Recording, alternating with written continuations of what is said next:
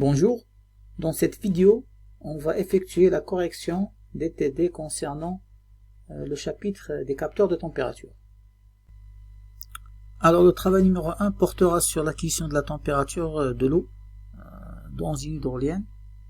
Alors une hydrolienne représentée ici donc, est une machine qui produit l'énergie électrique à partir du mouvement de l'eau, mer appelé courant marin.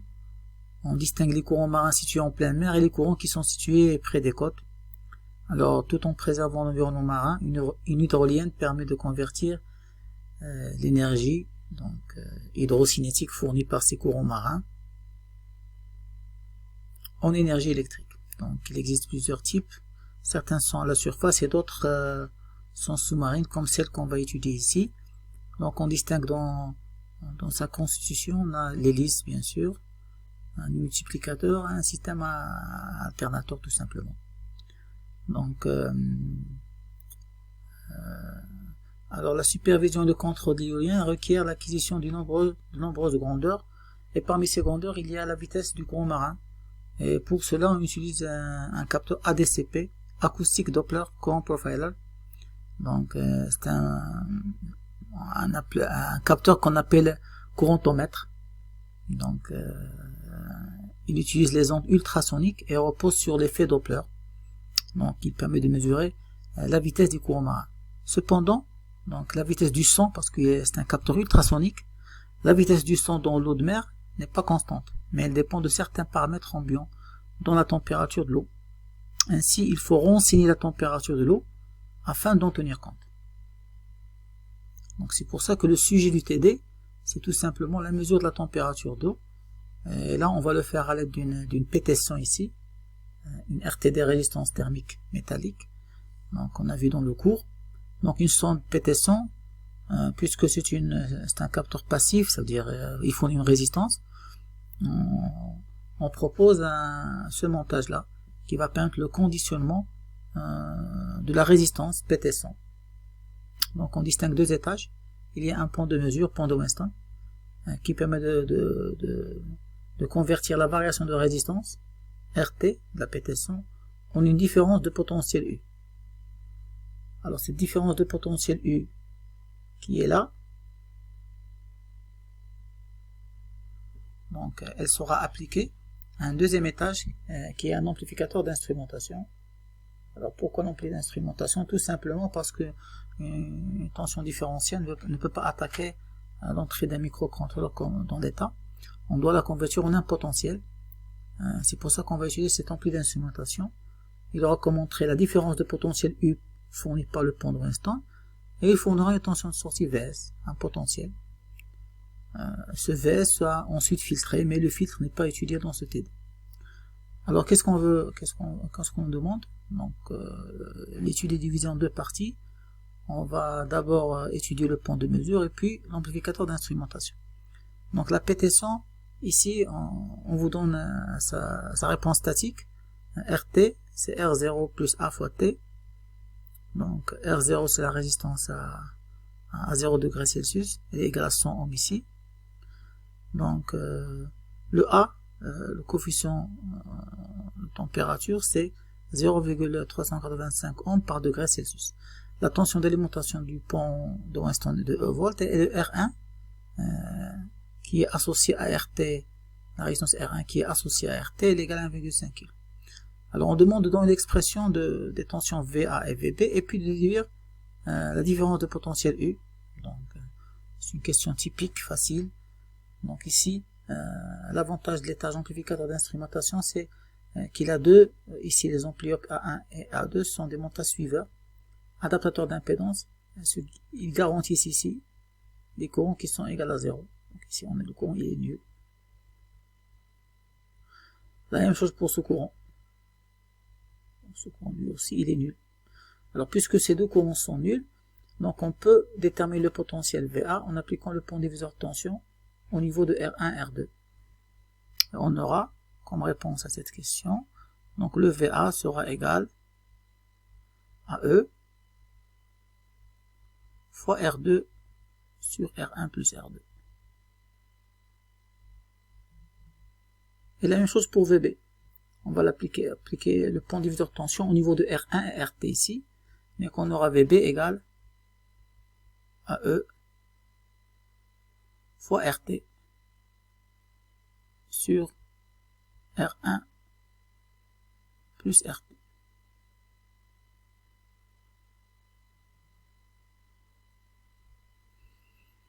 Et la différence potentielle U, pour nous, donc c'est ce potentiel-là, donc c'est ce potentiel-là, moins ce potentiel, donc c'est VA moins VB. Je m'excuse, c'est VB moins VA. VB moins VA. Ce qui donnera E facteur de RT sur R1 plus RT moins R2 sur R1 plus R2. Ce qui est la relation qui est demandée. Donc maintenant la deuxième question Q2, c'est on dit que le point est en équilibre lorsque sa tension sortie est nulle, ça veut dire la différence de potentiel égale à 0, ça veut dire VA égale à VB. Calculer la valeur de R2 pour que le pont soit équilibré à la température T égale à 0 degrés Celsius. C'est un simple calcul ici.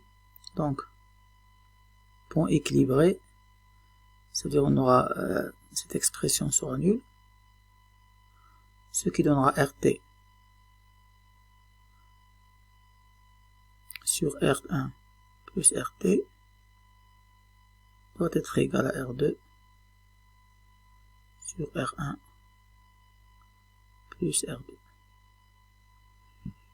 Et on demande l'expression de donc ça c'est cet équilibre, on le veut à la température T égale à 0 degrés Celsius. Ça veut dire RT sera égal à R0. Donc si je regarde l'expression de RT, cette condition, ça veut dire RT égale à R0. Donc à ce moment-là, j'aurai ici R0. Je peux inverser. Donc, je peux inverser les expressions. J'aurai 1 plus R1 sur R0 sera égal à 1 plus R1 sur R2. Voilà, j'ai inversé cette expression. Et j'ai inversé cette expression. Donc, automatiquement, je peux déduire à quoi est égal la valeur de R2. Donc, R2 sera égal, doit être égal à R0. Puisqu'on a R1 sur R0, donc je simplifie par le 1. R1 sur R0 égale à R1 sur R2, donc R2 doit être égal à R0, ça veut dire 100 ohms. R2 va être égal à 100 ohms. Q3, donc pour R2 égale à R0, donc là ça c'est un clin d'œil pour dire que pour indiquer la réponse à la question 2. Calculer la valeur de la tension U à T égale à 25 degrés Celsius. Donc si je remplace R2 par R0, donc Q3,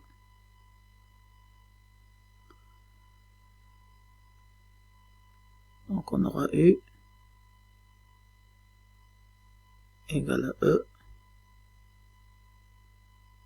fois RT sur R1 plus RT moins R0 sur R1 plus R0.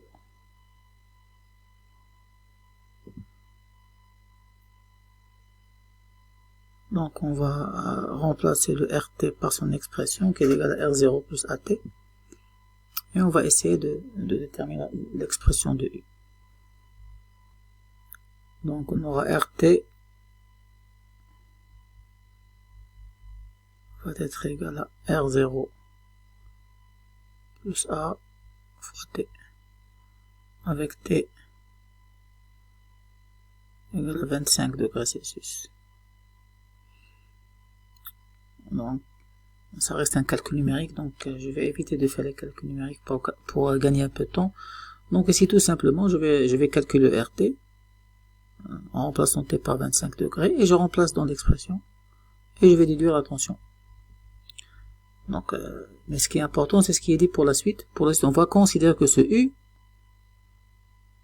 il sera proportionnel à la température tout simplement, avec K égale à 1,12 10-3 volts par degré Celsius.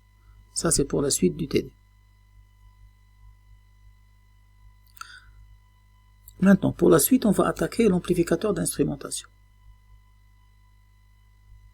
Le dernier résultat qu'on a trouvé concernant le point de mesure, c'est que la différence de potentiel qui sera fournie U, on a dit qu'on va la considérer proportionnelle à la température, avec K, comme on a dit, égale à 1,12 10-3 volts par degré Celsius. Alors si on considère, on dit que la partie du montage construite autour des amplis A1 et A2, dans l'expression de V, en fonction de U, R3 et RG. Alors là, si on se concentre au niveau de l'ampli A1, on a dit que c'est un montage suiveur, adaptateur d'impédance, c'est-à-dire V plus égale à V moins. On a ici le potentiel appliqué à V plus, c'est VA. C'est lui qui est appliqué à V plus. Donc V moins sera égal à VA, c'est-à-dire je vais retrouver VA au niveau de ce nœud. Donc ici, je vais retrouver VA. Potentiel VA. La même chose pour l'ampli A2. Donc on a V plus, c'est VB. Donc V moins sera VB. Donc ici, je vais retrouver le potentiel VB. C'est-à-dire, je me retrouve ici avec la tension U. Donc ça, c'est la tension, la différence potentielle. Je vais me retrouver au banc de R, et on va le retrouver au banc de RG à l'aide des deux montages suiveurs. Donc, et je me retrouve pour la question 4 pour répondre avec trois résistances, R3, RG et R3. Donc R3, RG, R3, avec ici la tension U au banc de RG, et là, la tension V à la sortie de ces étages. Les trois résistances sont en série. Pourquoi ils sont en série? Parce que c'est toujours avec un adaptateur d'impédance. On a ici le courant, il est nul. Le courant qui attaque les I-, les deux courants ici, ils sont nuls. Donc, puisque ces courants sont nuls, je peux directement dire que U sera égal à V fois RG sur 2R3 plus RG. C'est-à-dire le V que je recherche sera égal à U facteur de 1 plus 2R3 sur RG. Voilà. Maintenant, ce V là, cette différence de potentiel toujours, va attaquer un amplificateur soustracteur réalisé autour de l'ampli A3. Donc, ici V, on peut la mettre sous forme de une différence de potentiel, c'est V2 ce potentiel, V2 moins V1. C'est V2 moins V1. Donc je me concentre d'abord sur l'ampli A3. Donc je vais essayer de retrouver la relation qu'il y a entre VS et les entrées V1 et V2. Donc on va essayer de calculer V1, V- et V+, avec Millman. Donc V- sera égal à V1 sur R plus Vs sur R sur 2 sur R.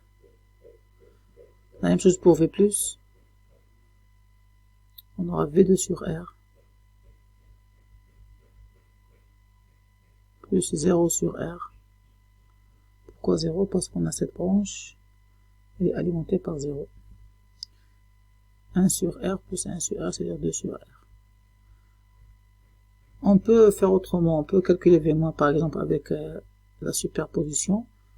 Donc j'aurai V- c'est V1 fois R plus Vs fois R sur R plus R sur 2R. Donc j'aurai V1 fois R plus Vs fois R sur 2R.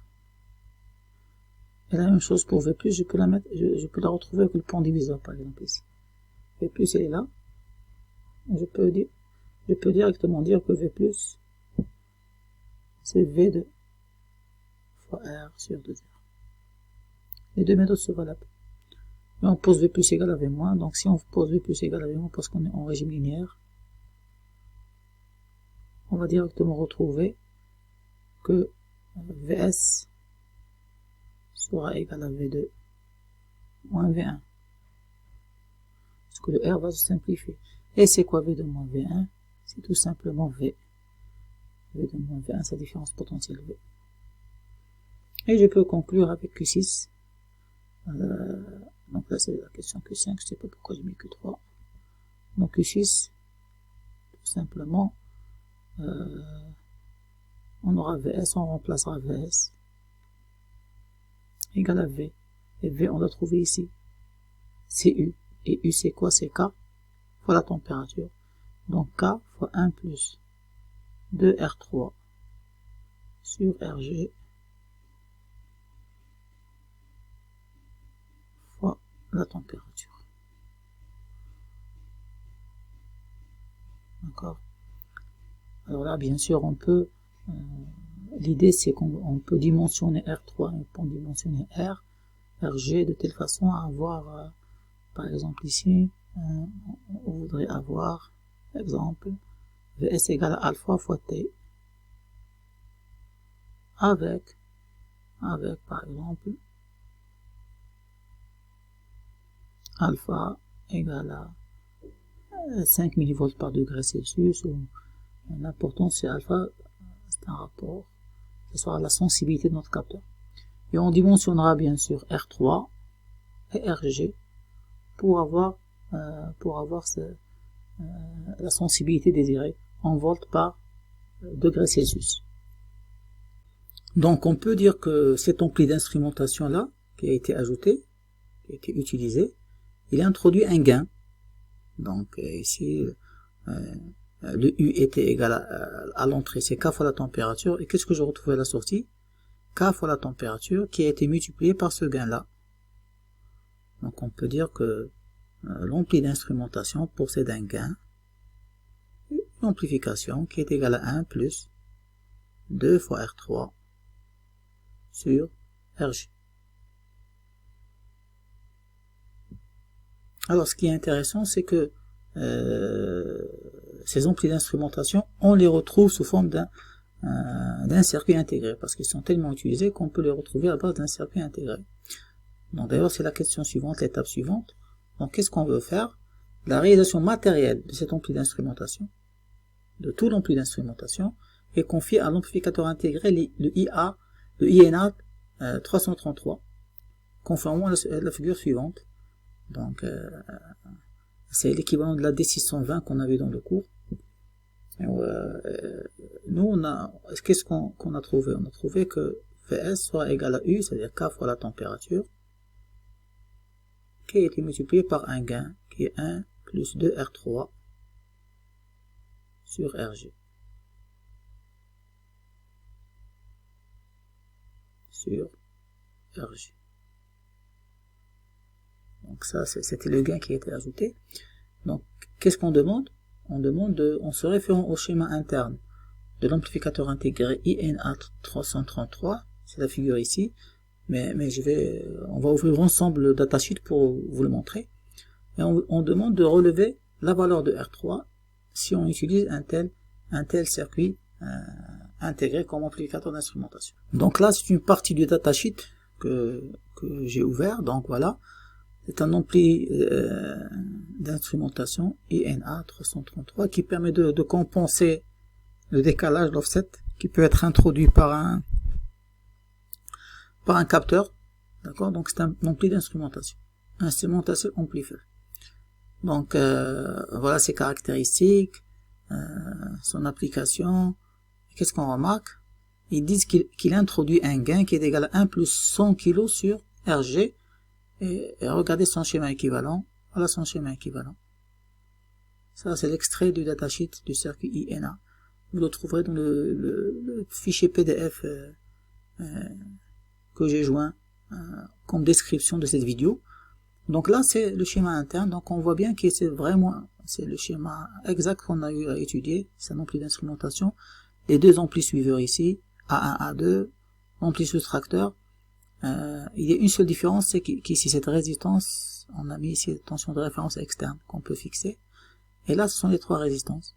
Donc moi, j'ai pris ce montage-là. On va le comparer avec l'ampli d'instrumentation qu'on a étudié ensemble. Qu'est-ce qu'on indique? Donc, quelle sera la valeur de la résistance R3? Donc là, si on compare, donc ici, la résistance ici R dans mon ampli d'instrumentation, c'est ces résistances-là. Donc, c'est-à-dire le R, c'est 150 kg. Mais on a vu que le R se simplifie dans les calculs, donc il n'intervient pas dans le gain. Mais la résistance qui intervient, c'est R3 ici. Et le R3 ici, c'est 50 kg. Donc, c'est-à-dire le R3, d'après le datasheet, c'est 50 kg. Et ça se confirme. Pourquoi? Parce que logiquement, d'après le gain qu'on a trouvé, ça sera égal à 1 plus 2 fois R3, c'est-à-dire ça doit être égal à 100 kg sur RG. C'est ce qui est indiqué ici dans le datasheet. Le gain, c'est 1 plus 100 kg fois RG. Et vous voyez qu'ici, VRF, si on veut être concordant avec notre ampli d'instrumentation, voilà la tension VRF. C'est celle-là. Elle a été mise à la masse. C'est pour ça qu'ici, la broche 5, si on regarde le montage, la broche 5 ici, dans le montage proposé, elle a été mise à la masse, c'est-à-dire VRF sera égal à 0. Le 1,8, la résistance RG sera branchée depuis l'extérieur. Et on alimente notre montage et on a notre ampli d'instrumentation.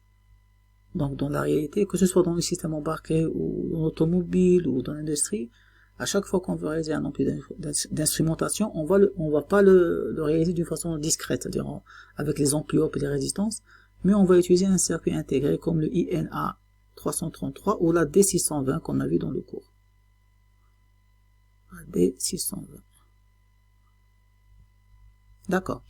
Donc dernière question de calcul, on déduire la valeur à donner à la résistance RG pour obtenir une tension de sortie VS égale à 5 volts pour une température 25 degrés. Tout simplement, donc maintenant je peux mettre VS égale à A alpha fois T, tout simplement. Avec le alpha pour moi, c'est K fois 1 plus de R3, c'est-à-dire 100 kg sur RG. La valeur de K, c'est 1,12. Donc on a vu 10-3 volts par degré Celsius. Là, qu'est-ce qu'il veut? Il veut que la température soit égale à VS, 5 volts, pour T égale à 25 degrés. Donc je déduis alpha. La sensibilité désirée, c'est VS sur T. C'est-à-dire 5 sur 25. Donc 1 sur 5. Et après, je pose tout ça égal à 1 sur 5. Et je calcule la résistance RG. Je vous laisse faire le calcul numérique comme j'avais dit. J'éviterai de faire les calculs numériques parce que c'est un travail qui vous incombe. Maintenant, le travail numéro 2. Donc, il va s'agir d'un dispositif de séchage pour auto-lavage des voitures. Donc, c'est un circuit complètement câblé. Il n'y a pas de microcontrôleur. Il est fait à l'ancienne. Donc là, on retrouve ici un moteur triphasé qui va faire tourner un ventilateur. Et ce ventilateur-là, l'air produit par le ventilateur va traverser des résistances chauffantes. Il va générer de l'autre côté de l'air chaud qui va chauffer la voiture une fois elle est lavée. Donc, ventilateur et résistance chauffante. Donc on a ici deux contacteurs, un qui alimente le système de KM6. Donc une fois le contacteur KM6 fermé, le moteur triphasé commence à fonctionner, donc le ventilateur commence à tourner. Mais les résistances chauffantes, vous voyez que leur alimentation est conditionnée par tout ce montage-là. Pourquoi? Parce que le turbo-ventilateur qui est commandé par le moteur triphasé, il fonctionnera toujours, mais les résistances chauffantes vont générer de l'air qui doit être compris entre 40 degrés et 70 degrés Celsius.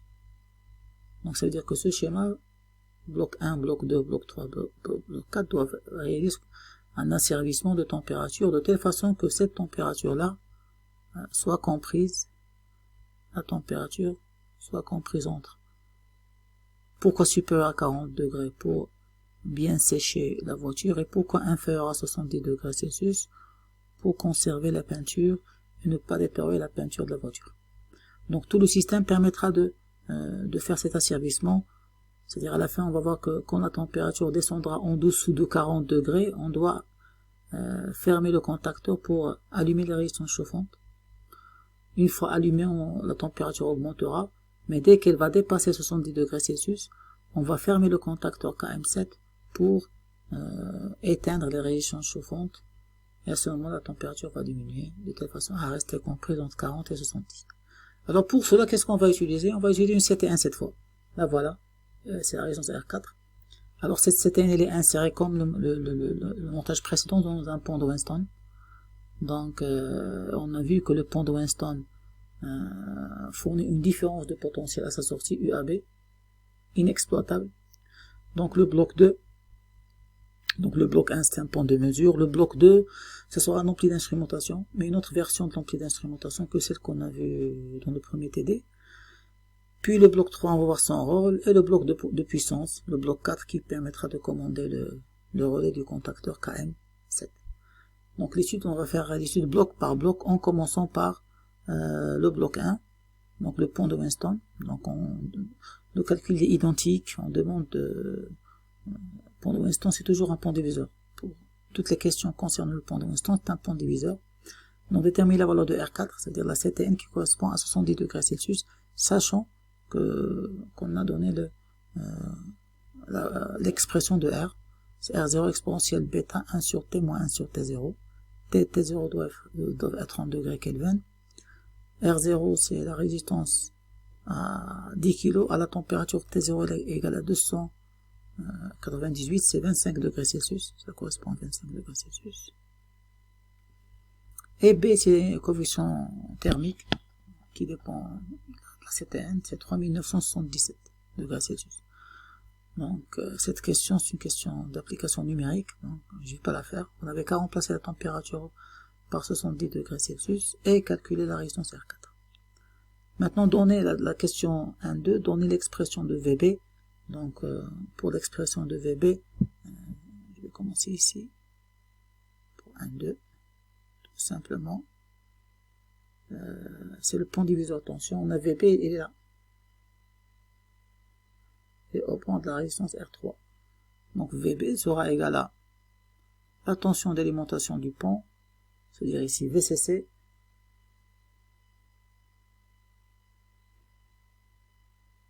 fois R3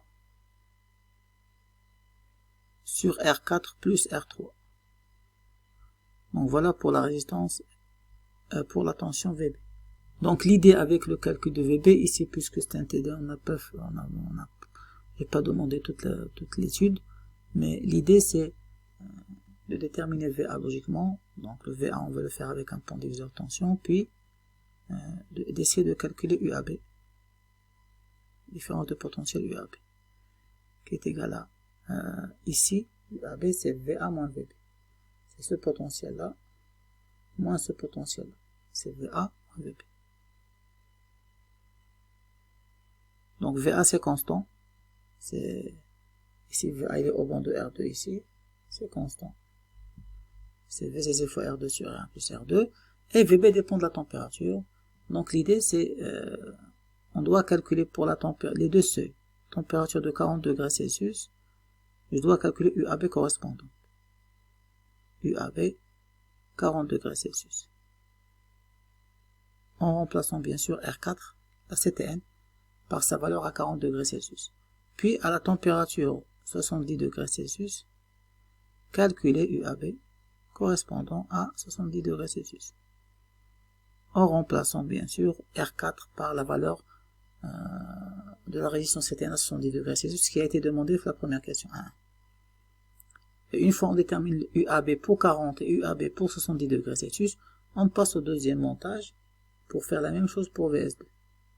Donc, le bloc 2, c'est l'ampli de différence. Donc, de la même façon, on va essayer de trouver la relation qu'il y aura entre VS2 et la différence de potentiel UAB. Il est un peu différent du premier ampli d'instrumentation. Mais avec Millman, pont diviseur,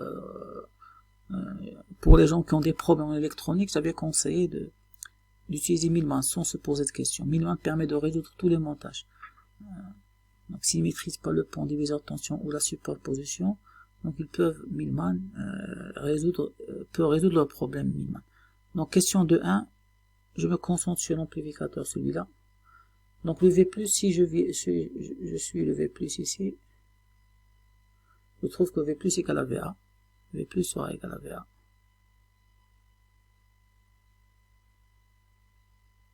Et V-, je peux le faire avec le Millman. V- c'est ici. Avec Millman, j'aurai c'est VS1 sur R6 plus 0 sur R5, 1 sur R5 plus 1 sur R6. Comme je peux le faire avec le pont diviseur, pourquoi? Parce que V-, il est au bord de R5, ici. Donc je peux dire que V-, c'est VS1 fois R5 sur R5 plus R6. La même chose, je l'ai retrouvé avec Millman, en faisant un même dénominateur commun. Et je déduis à quoi est égal VA, à VS1, la sortie VS1, on pose V+ égale à V-, et on trouve que VS1, c'est VA, facteur de 1 plus R6 sur R5. Voilà. Ça, c'est de 1. Maintenant, de 2, on passe à VS2. De 2, on va passer à VS2. Donc, VS2, il est là. Donc, on va travailler avec cet ampli là. Donc, ici, V+, si je suis V+, dans ce sens, je trouve que V+, c'est VB. Donc, V+, c'est égal à VB.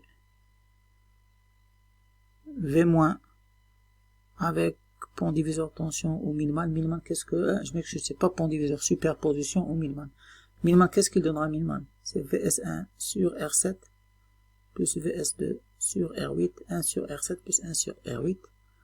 Si on fait dénominateur commun, on trouvera c'est VS1 fois R8 plus VS2 fois R7 sur R7 plus R8.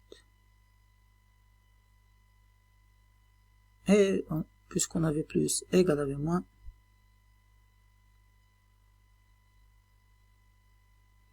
on pourra déduire VS2 en fonction de VS1. On aura VS2 égale donc VB, parce que le R7 plus R8, je vais le multiplier par VB, R7 plus R8, sur le R7 de VS2, c'est 1 plus R8 sur R7, moins, pourquoi moins? Parce que le terme VS1 R8 va passer de l'autre côté, moins VS1 R8, et on divise le tout par R7. Voilà, j'ai fait rapidement. Vous pouvez le faire plus lentement chez vous si vous voulez. Donc voilà le VS2, et on veut le mettre, 2, 3, on peut le mettre sous cette forme. Tout simplement, le VB on l'a trouvé ici, c'est un VB. Le VA on l'a pas, donc on remplace VS1 par l'expression qu'on a trouvée ici. Et on trouvera que VS2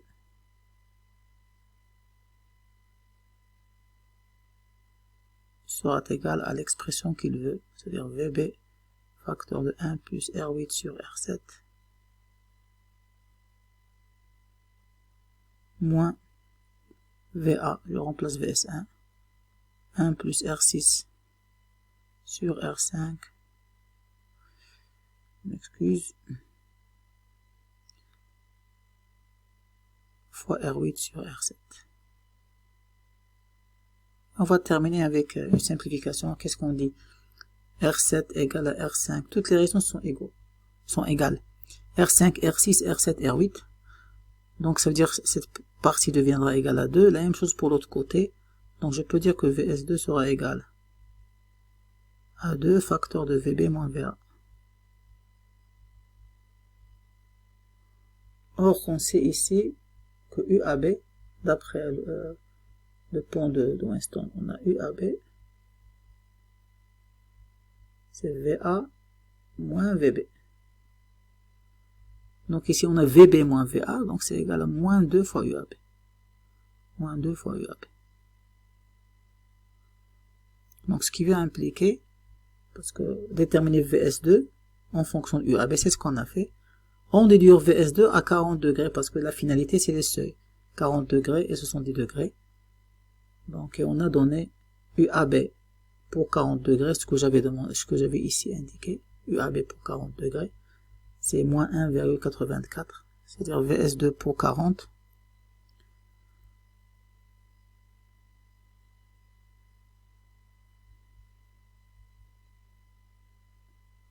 Je vais la mettre ici, donc VS2 pour 40, je multiplie 1,84 fois 2.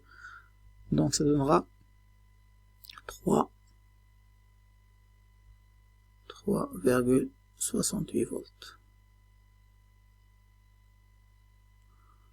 Et pour 70 degrés, on a ici 4,24, ça sera 8,48 volts.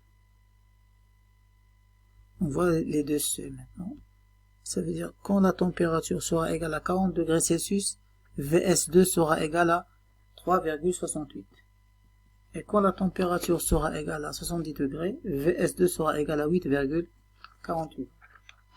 Donc maintenant, on passe à l'état suivant. Donc, l'état suivant, c'est le bloc 3. Ici, c'est un comparateur à deux seuils. Donc, j'ai répondu à la question. Donc, c'est un trigger de Schmitt. Comment j'ai su d'abord que c'est un comparateur? La réaction, il est au niveau du plus. Donc, c'est pas un ampli, comme on a dit. Et puisqu'il a la réaction positive, c'est pas un comparateur simple, mais c'est un comparateur à deux seuils. Donc, c'est-à-dire, en réponse à 3,1, c'est un trigger ou comparateur. Là, est-ce qu'il est inverseur ou non inverseur? C'est un trigger inverseur. Et pourquoi inverseur? Parce qu'on avait parlé de ça. Parce que l'entrée attaque, ici, il y a d'entrée ici, VS2, il va attaquer la broche moins. Donc c'est un trigger inverseur.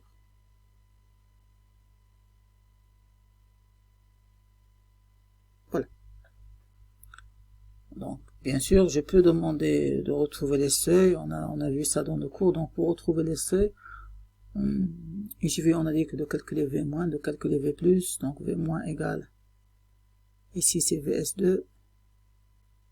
Si on calcule V+, ici, c'est Millman, c'est VRF sur R9 plus VS3 sur R10, 1 sur R9 plus 1 sur R10. Ça donnera VS3 fois R9 plus VRF fois R10 sur R9 plus R10.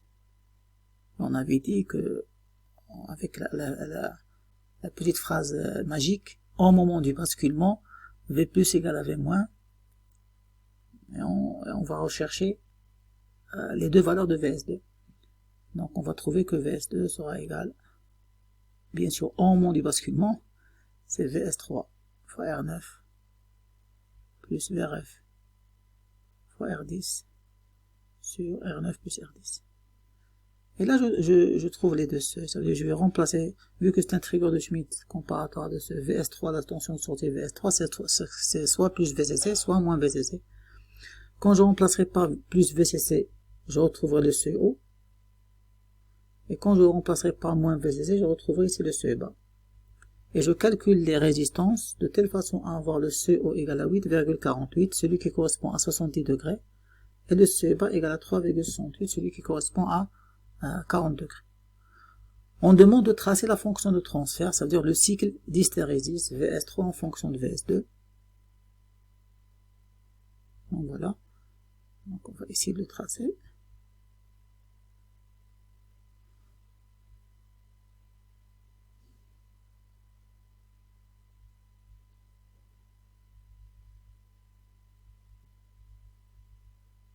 Alors les deux seuils, que ce soit le seuil bas ou le seuil haut, sont positifs.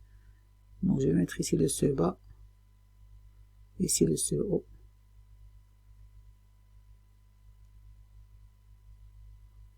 Ici VS2. Donc le trigger de Schmitt, c'est ces deux petites courbes en une seule. Donc la première, on va commencer par du côté négatif ici. Et puisque c'est un amplificateur inverseur, on avait dit que puisque VS2 est négatif, VS2 va être positif, donc elle va démarrer de plus VCC, ça donnera comme ça. Et la flèche, ça veut dire que la tension VS2 augmente. Et quand elle augmente, on a dit qu'elle sera comparée avec le seuil haut. Dès que VS2 atteint le seuil haut, la sortie va basculer et va devenir égale à moins VCC. Maintenant, la deuxième courbe, c'est quand on commence d'ici. On fait dans ce sens, VS2 diminue, et quand elle diminue, on la compare avec le seuil bas. Et quand elle va atteindre le seuil bas, il y aura basculement de la sortie, qui passera de plus VCC à moins VCC. Voilà notre cycle d'hystérésis. On a dit, on déduire cette caractéristique VS3 en fonction de la température. Tout simplement, c'est un changement d'échelle. Si on veut mettre la température, le VH correspond à 70 et le VB correspond à 40 degrés.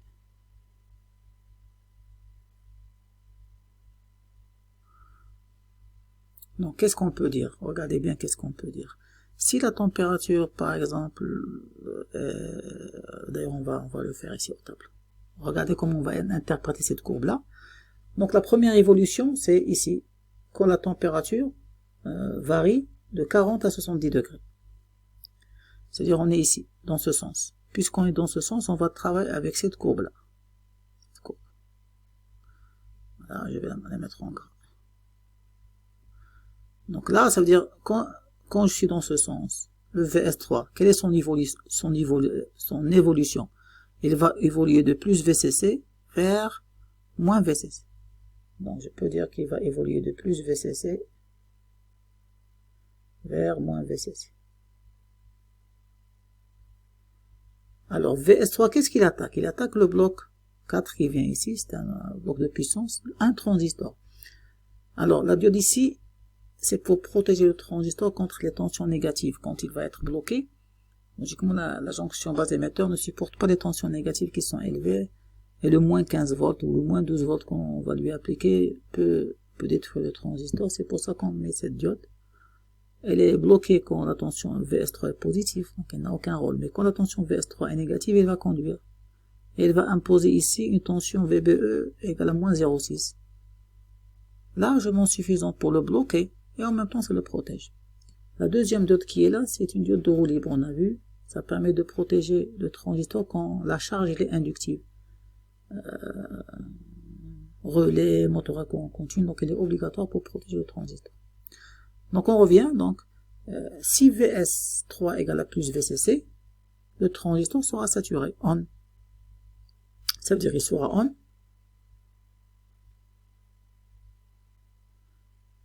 Et il va évoluer vers off. Quand VS3 deviendra moins VCC.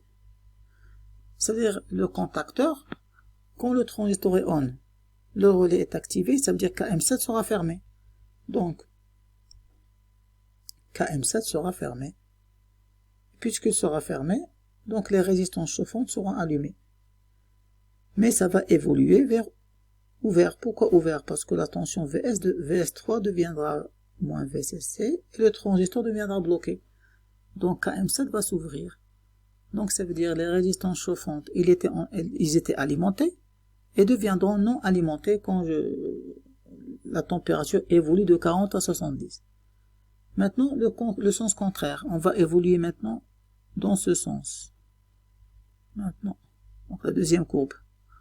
Donc là, quand j'évolue de 70 à 40, la tension, il est initialement à moins VCC. Tension de sortie. Donc elle est initialement à moins VCC. Donc le transistor, il est initialement off. Et le relais, il est initialement ouvert. Et quand la température évolue vers 40 degrés et devient inférieure à 40 degrés, la sortie va basculer à plus VCC de VS3. Le transistor deviendra on. On va refermer le relais et on va alimenter bien sûr les réactions chauffantes qui vont se rallumer une deuxième fois. Donc voilà pour ce TT. Sachant que comme j'ai dit, donc actuellement, on va remplacer cet étage-là, tout cet étage par un microcontrôleur. C'est lui qui fera cette comparaison, le comparateur A2C, le trigger, cette fonction sera réalisée par un petit programme, if. Donc il va lire VS2, il va la comparer avec, la convertir en une donnée numérique, puis il va comparer avec le CE haut et le CE bas.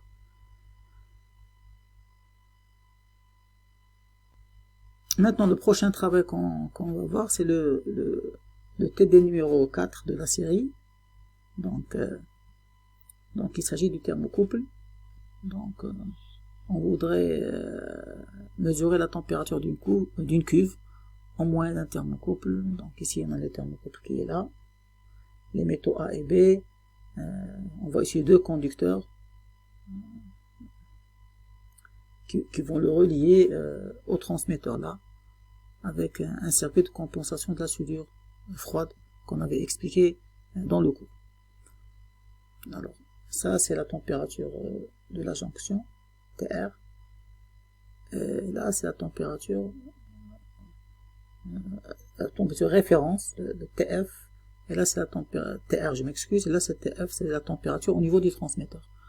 Et on va considérer que le TR égale à TF, c'est-à-dire qu'il n'y aura pas une différence entre la jonction de référence et la température au niveau du transmetteur.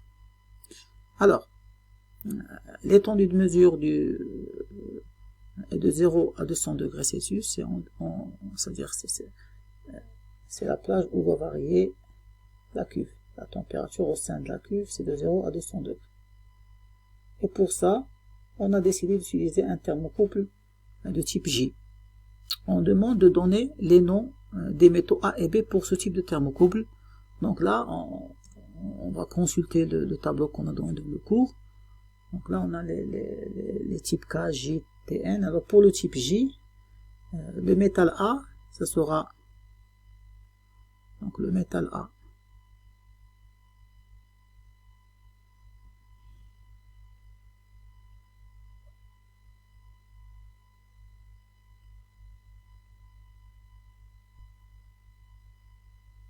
Je m'excuse. On commence à fatiguer.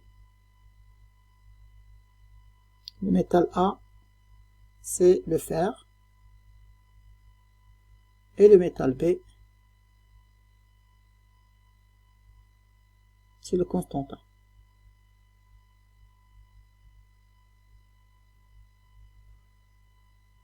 Voilà pour cette question. Maintenant, la température dans la cuve est de 110 degrés Celsius. C'est-à-dire ici, cette température, je suppose que maintenant la cuve elle est à 110 degrés Celsius. D'accord. 110 degrés Celsius.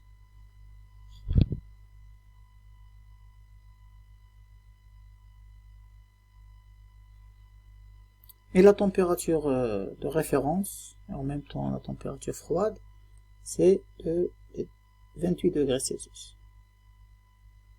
D'accord. On vous est dans de la table. Donc ici c'est la table du thermocouple type J, et dans les différentes forces électromotrices de Seebeck en microvolts, mais pour une tension de référence de 0 degrés Celsius. C'est-à-dire ici c'est comme ce tableau là, c'est les E, J, thermocouple J, de TC, mais par rapport à 0 degrés Celsius. Voilà ce qu'on a donné. Et qu'est-ce qu'on demande de trouver? La force électromotrice UF au niveau de la jonction froide, c'est-à-dire UF au niveau de la jonction froide. Alors pour répondre à cette question, on va rappeler la loi des températures successives qu'on a vu dans le cours. Alors cette loi, qu'est-ce qu'il dit? Elle dit que la force de Seebeck, E, TC par rapport à 0 degrés Celsius, c'est E, TC par rapport à TF, plus E, TF par rapport à 0 degrés Celsius. Alors là, pour appliquer cette équation, donc là, cette tension-là, c'est exactement UF qu'on recherche. UF, c'est la tension qui a été mesurée, c'est-à-dire c'est E, cette tension-là, c'est E, la force électromotrice de Seebeck, de TC par rapport à TF. Alors d'après la loi des températures successives, ce UF sera égal à E de J TC par rapport à 0 degré Celsius moins E de J TF par rapport à 0 degré Celsius.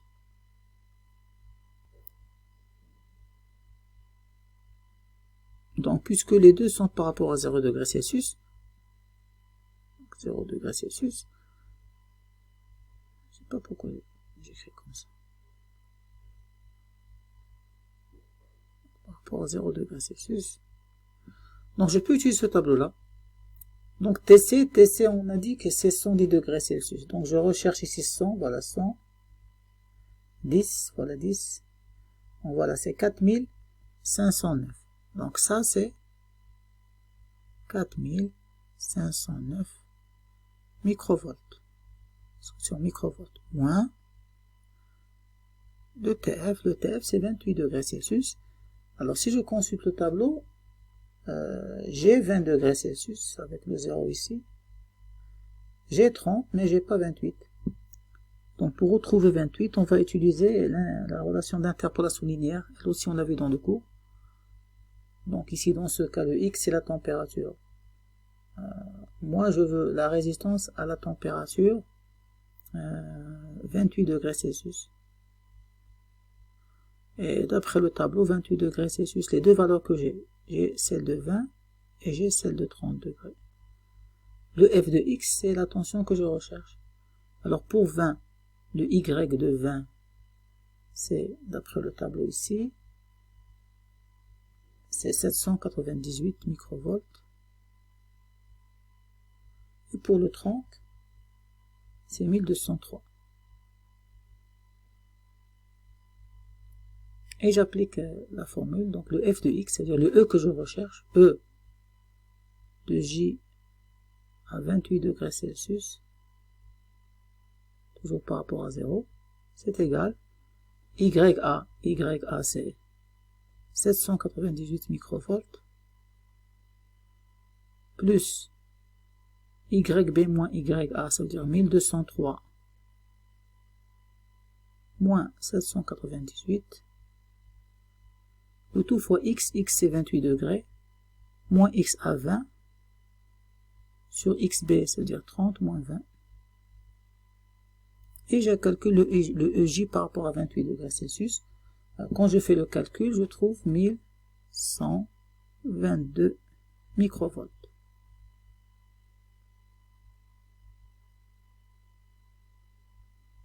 Donc je supprime tout ça.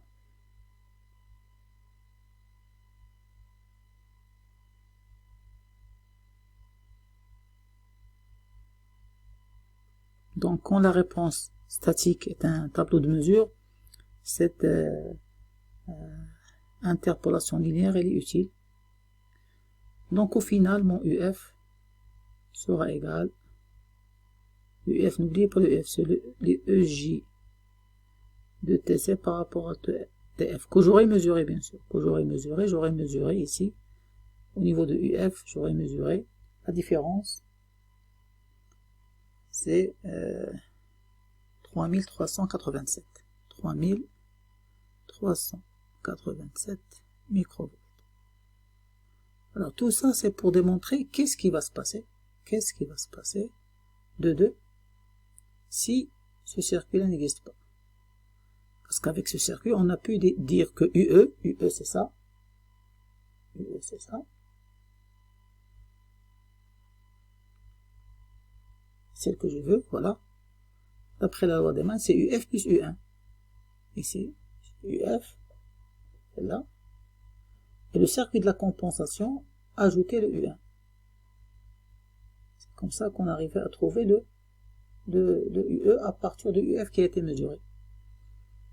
Mais là, on dit que, supposons que ce circuit de compensation n'existe plus.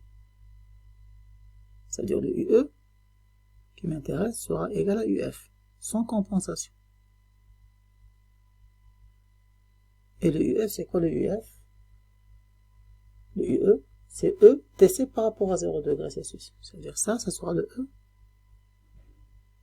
de J TC par rapport à 0 degrés Celsius, ça sera égal à 3387 microvolts au lieu des 4509. Au lieu des 4509 qui correspondaient à 110 degrés Celsius. Et qu'est-ce qu'on demande? Déduire la température indiquée si le circuit de compensation, ça veut dire quelle sera cette nouvelle température si le circuit de compensation n'existe plus. C'est-à-dire je dois rechercher ça dans le tableau, ETC par rapport à 0 degrés Celsius, 3387, je ne vais pas la retrouver, elle est comprise entre 3267 et 3682. Ça veut dire entre 80 et 90. Là aussi, je reviens à l'interpolation. Maintenant, les X, ce sont des tensions. Donc, j'ai mon X, c'est 3387.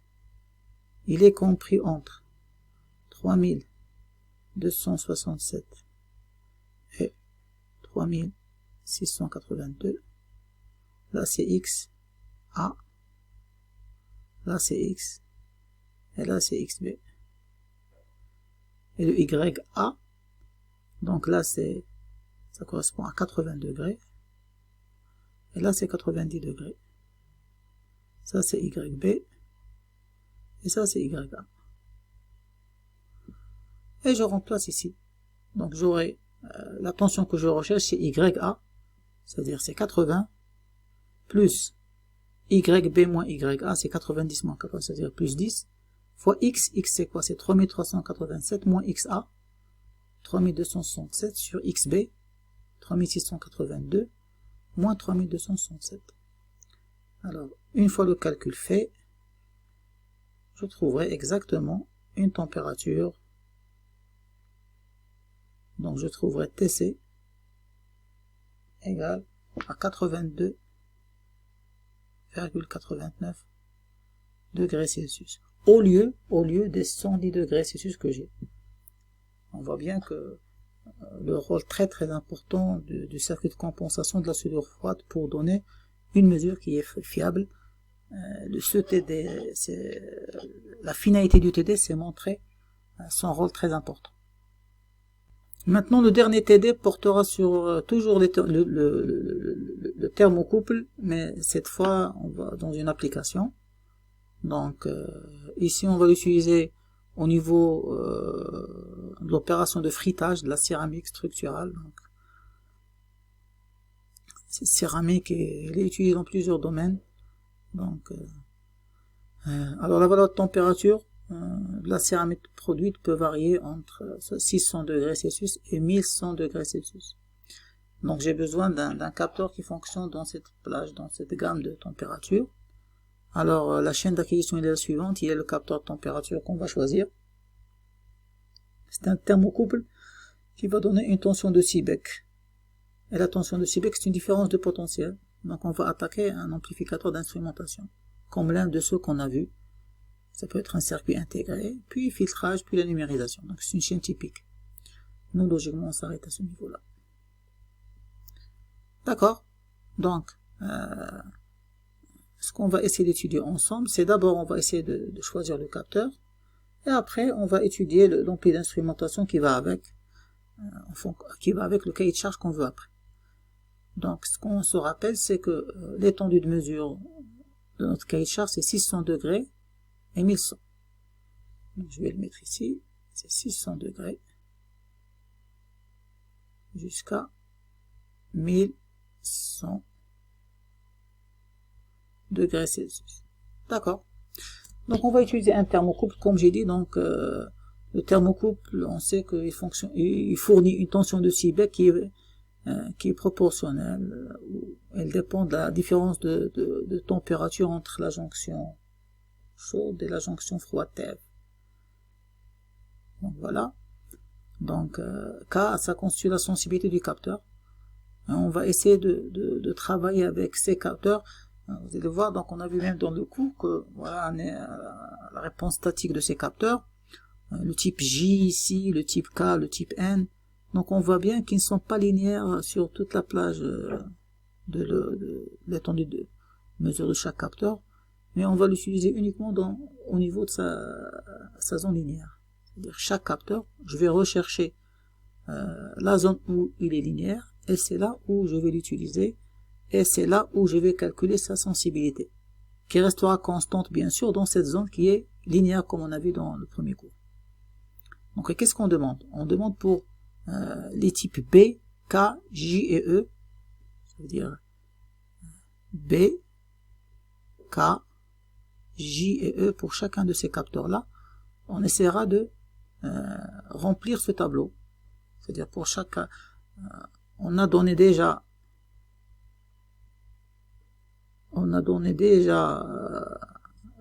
le type B et le type J, et on demande de rechercher le domaine de linéarité pour le type K et la sensibilité moyenne pour le type E. Et après, justifier le choix. On a choisi le type J. Est-ce que le type J est valable? En se basant bien sûr sur l'étendue de mesure. Donc voilà. Donc on retrouve ici les différentes réponses statiques. Je les ai représentées ici. Là, vous remarquerez en noir, j'ai tracé déjà les courbes. Donc par exemple pour le type B ici, vous remarquez que la courbe que j'ai tracée ici, la linéarité, c'est-à-dire je peux dire que la linéarité s'arrête ici, ce point-là, elle s'arrête ici. Donc elle commence à 1800 et elle s'arrête ici. À partir de 1300 degrés Celsius, donc on a la courbe bleue, elle commence à devenir non linéaire. Donc je peux dire que pour le type B par exemple, voilà, ça se confirme, voilà, c'est 1300 à 1800. Le type J par exemple, voilà, j'ai tracé en noir ici le type J, ça commence à partir de 1200 pour le type J, et à partir d'ici ça commence à fléchir. La courbe noire s'éloigne de la courbe rose, donc 500 à 1200 degrés Celsius. Et on voudrait faire la même chose pour le type K. Donc ça c'est le type K. J'ai déjà tracé la droite en noir. On marque bien qu'à partir d'ici, elle commence à dévier. Donc je peux dire que la plage, il est à peu près de 1400 si je veux. De 1400 jusqu'à 500 degrés. Donc on peut dire que la plage du type K, c'est ici de 450 de linéarité à le type K, c'est ici, elle s'arrête ici, c'est 1400 à 1400 degrés Celsius. Maintenant pour le type E, qu'est-ce qu'on demande? La sensibilité moyenne pour le type E. Donc le type E, il est ici, le type E. Donc ici, j'ai déjà commencé ce point-là qui est en haut. Je prends 2 points pour calculer la sensibilité. Pourquoi? Parce que la sensibilité de ce capteur ici, c'est la variation de la grandeur d'entrée. La variation de la grandeur de sortie qui est ici la tension de Seebeck, c'est-à-dire delta E ou delta U sur la variation de la température. Donc je vais prendre 2 points. Par exemple ici pour 1000 degrés Celsius, la tension elle est de ici 75. Donc j'aurai 75 moins 1000 moins. Alors le deuxième point, on va prendre un point qui est bien visible. Donc oui, ce point-là il est bien. Ce point-là. Donc là c'est 600 degrés. Pour 600 degrés, on a 45. Donc 600 degrés, on a 45 millivolts bien sûr. Donc si on calcule la sensibilité ici, on va trouver 75, donc j'ai déjà fait le calcul, je pense, microvolts par degré Celsius. Voilà, donc ici la sensibilité est 75 microvolts par degré Celsius. Ça c'est la première partie de la question. La deuxième partie, on a dit que on va choisir le type J. Est-ce que le choix est justifié? Alors, regardons le type J, il est là. Donc, son domaine de linéarité c'est de 500 à 1200. Et nous, le cahier de charge, c'est une température de 600 degrés Celsius à 1100 degrés Celsius. Donc, le type J, c'est OK. Pourquoi? Parce que il est compatible du point de vue étendue de mesure. Donc voilà, donc en répondant aux questions 1 et 2, on avait validé le choix du type J. Alors, on note la sensibilité de ce capteur. Donc elle est de 61,5 microvolts par degré Celsius, ce qui est faible. Donc on a ici deux contraintes. Le E, c'est une différence de potentiel. Et la sensibilité est très faible, 61,5 microvolts. C'est ce qui va justifier l'utilisation d'un ampli d'instrumentation dont le but est d'amplifier la différence de potentiel E de T du thermocouple, la rendre sous forme d'un potentiel exploitable par un filtre et après par un microcontrôleur, et en même temps vérifier la relation VA égale à alpha fois TC, c'est-à-dire une proportionnalité avec la température C et sans offset. Avec alpha, maintenant 5 mV par degré Celsius au lieu de 61,5 microvolts par degré Celsius. Donc si vous consultez le TD, donc il y a plein de questions. Donc moi je vais faire ça en vrac, c'est-à-dire je vais étudier le montage jusqu'à trouver à quoi est égal VA en fonction de la température. Et en résolvant les différentes équations, on va répondre aux différentes questions. Donc on va commencer par E de T. Donc E de T c'est une différence de potentiel. Donc E de T pour moi, il est ici.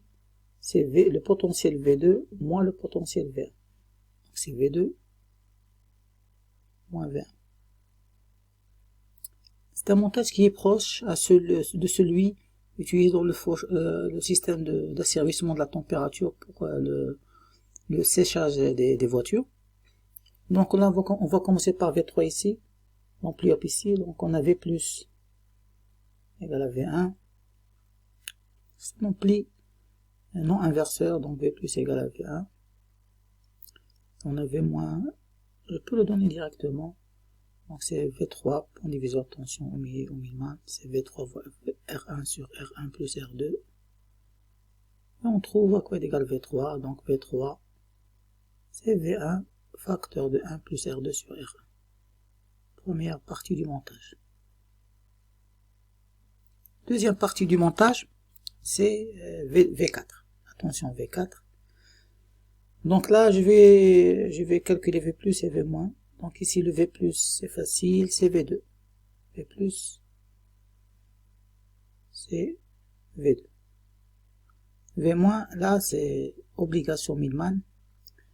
Il y a 3 branches. Donc la première branche, elle est alimentée par V3. Donc c'est V3 sur R3. V3 sur R3. Plus la deuxième branche est alimentée par V4. V4 sur R4. V4 sur R4. Moins la troisième branche, il est alimenté par VRF, moins VRF sur R3. Moins VRF sur R3. Donc en bas, 1 sur R3 plus 1 sur R4 plus 1 sur R3, ça donnera 2 sur R3 plus R4. M'excuse. Plus 1 sur R4.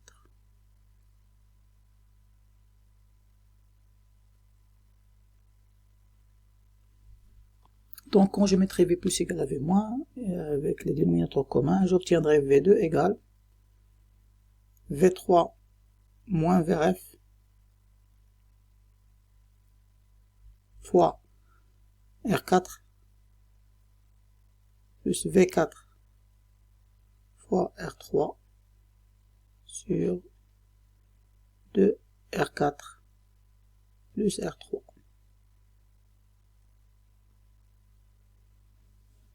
Donc ça c'est V2. Et moi je recherche bien sûr V4. Donc ça impliquera, j'aurai V4 égale. Donc c'est V2 facteur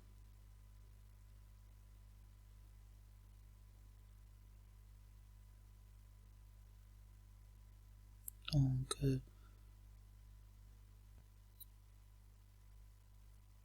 un plus. Pourquoi 1 plus? Parce qu'on a ici le 2. R4 plus R3 sera multiplié par V2. Et je vais diviser par R3. Donc 1 plus 2 R4 sur R3 moins. Donc c'est, je peux laisser le plus, c'est plus VRF moins V3, j'ai inversé R4 sur R3. J'ai trouvé V4 en fonction de V2, en fonction de VRF et en fonction de V3. Alors je peux venir remplacer V3 ici par son expression, parce que n'oubliez pas que je veux retrouver le E de T, c'est-à-dire je veux retrouver V2 moins V1. Donc j'obtiendrai V4 égale V2 facteur de 1 plus de R4 sur R3 moins V3. V3 c'est quoi? C'est V1 1 plus R2 sur R1 facteur de R4 sur R3 plus VRF R4 sur R3. Et si vous consultez les hypothèses, on a posé des relations entre les résistances. On a posé que R3 soit égal à R4. Et on a posé que R2 sera égal à 2 fois R1, si vous regardez les hypothèses. Donc R3 égale à R4, donc ça deviendra ici V4. Ça deviendra 3. Là, puisque R2 égale à 2 fois R1, là c'est 3. Et le rapport R4 sur R3 sera égal à 1. Donc au final, j'aurai 3 V2 moins V1, je factoriserai par 3, plus VRF.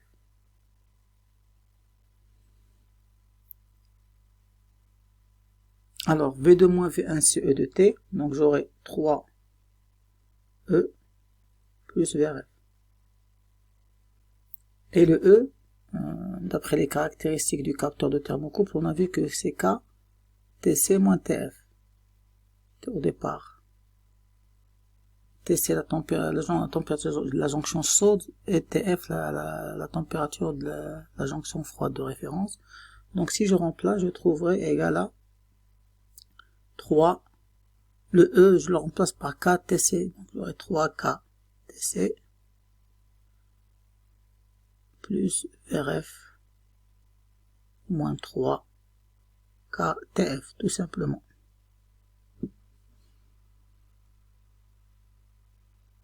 Alors pourquoi je préfère descendre en bas. Donc j'aurai V4 égale 3 KTC plus VRF. Pourquoi j'ai laissé TC tout seul? Parce que n'oubliez pas que la finalité se retrouve VA égale à alpha fois TC. C'est-à-dire je dois compenser la soudure froide, TF, je dois l'éliminer de l'équation. Donc plus VRF moins 3 KTF. Alors là, d'après cette équation, si je veux que V4 soit égal à 3K fois TC, c'est-à-dire avoir une proportionnalité par rapport à la température TC, ça impliquera que ce terme-là doit être égal à 0. Ça veut dire qu'il faut que VRF soit égal à 3K fois TF. Et voilà la compensation. Donc je vais choisir ce VRF-là de telle façon à compenser la température de la jonction de référence froide. Et à ce moment-là, je conserverai uniquement V4 égale à 3K fois TC. Mais c'est pas suffisant pour l'amplification. Pourquoi? Parce qu'on a K, c'est 61 microvolts. Je multiplie K par 3, j'atteindrai pas les 5 millivolts. C'est pour ça que j'ai ajouté ici un troisième étage, c'est un ampli non inverseur. Donc on va essayer de retrouver VA en fonction de V4. Donc on a V plus égal à V4. Et on a V moins avec le pont diviseur, c'est VA fois R5 sur R5 plus R6. Ce qui donnera VA égale à V4 facteur de 1 plus R6 sur R5. Et au final, on aura VA égale 3K1 plus R6 sur R5 fois la température Tc. Et tout ce terme-là, c'est mon alpha. Et je veux que ce alpha soit égal à 5 mV. Donc je n'ai qu'à retrouver à quoi est égal le rapport R6 sur R5, puisque K il est constante. K, on a trouvé que c'est 61,5 microvolts par degré Celsius. Et je dimensionne R6 et R5 de telle façon à avoir le alpha égal à 5 mV par degré Celsius. Voilà le calcul correspondant à mon ampli d'instrumentation. Donc, bien sûr, tout cet ampli d'instrumentation peut être remplacé par un ampli intégré comme le AD620 ou celui qu'on a vu dans le travail numéro 1. D'accord.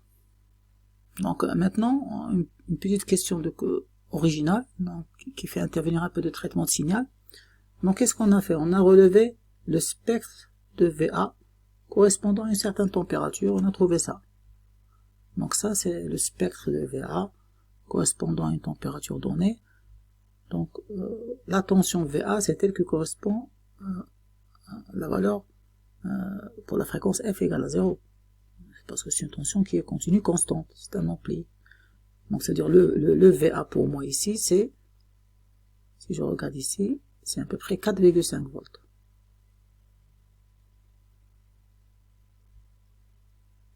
Alors, tout ça, ce sont des harmoniques. Donc là, ce sont les harmoniques ce sont le bruit.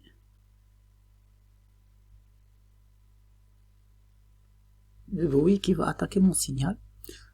Donc la première question, à partir de la valeur moyenne donnée par ce spectre qui correspond à mon vrai VA, déterminer la valeur de la température. Tout simplement le VA, on sait que c'est alpha fois la température. On a dimensionné tout le montage avant pour avoir ça. Donc la température sera égale à VA sur alpha. On trouvera 900 degrés Celsius. Maintenant là, ce bruit-là, toute cette pollution harmonique, on voit que sa fréquence de base c'est celle-là. Donc la fondamentale du bruit et du bruit qui affecte mon signal, c'est 50 Hz.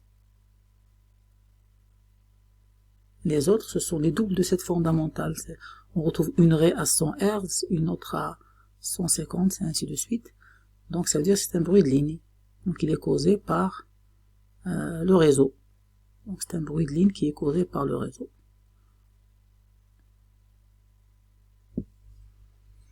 Voilà pour cette série de TD que j'espère qu'elle sera utile pour vous.